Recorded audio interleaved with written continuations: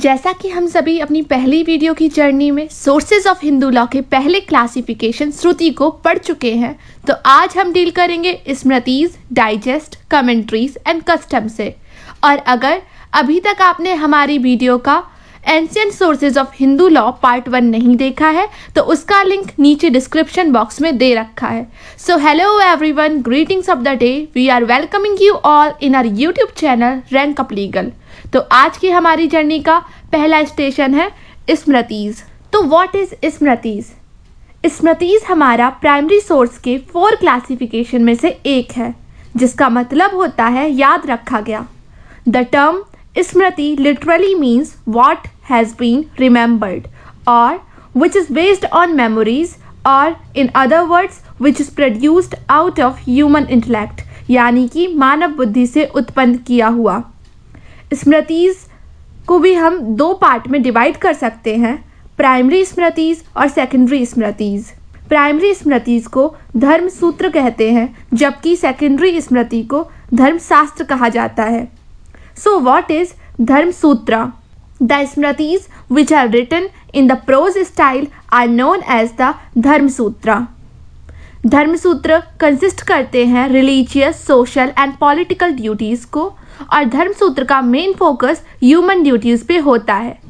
They are more useful in legal method of study and extremely useful for knowledge of law of inheritance, विरासत से संबंधित, partition यानी विभाजन से संबंधित, adoption, marriage, sonship, depth and for the rate of interest and positive and criminal law.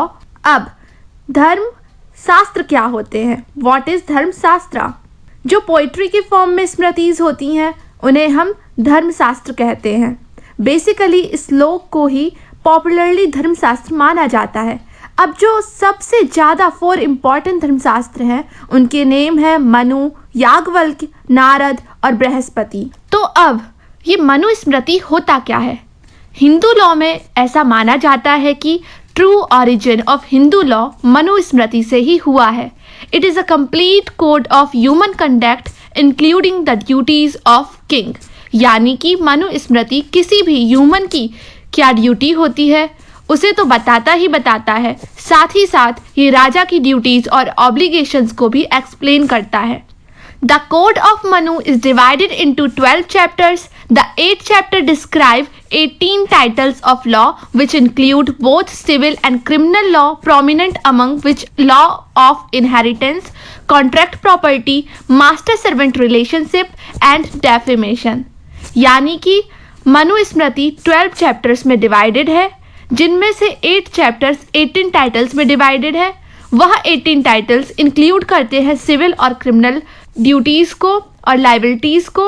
ये अक्सर कर सिविल और क्रिमिनल टाइटल्स रिलेटेड होते हैं कॉन्ट्रैक्ट प्रॉपर्टी से, इनहेरिटेंस यानी कि संपत्ति से रिलेटेड, मास्टर सर्वेंट रिलेशनशिप और डेफेमेशन यानी कि मानहानि संबंधित टॉपिक से। नाउ व्हाट इज याज्ञवल्क्य स्मृति? तो ये बेस्ड है मनुस्मृति पे ही।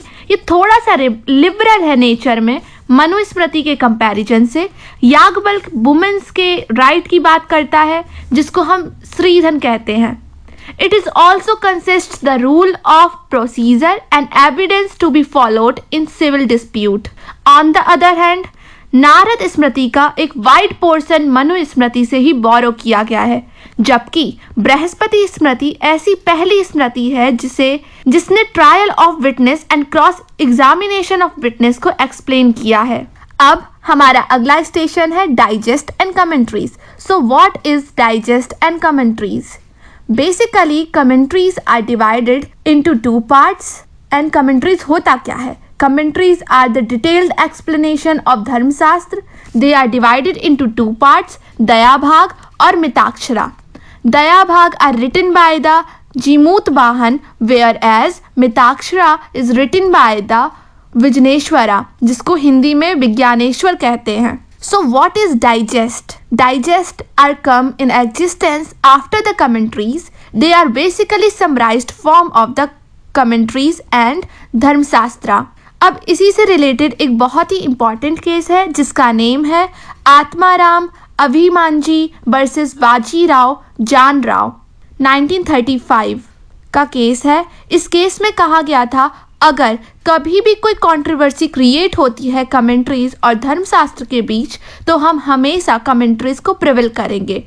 If there is any controversy in between commentaries and Dharmashastra, then commentaries are always prevail the Dharmashastra. Now, our last station of today's topic is customs. So, customs is basically a tradition which is followed by or accepted by large number of communities.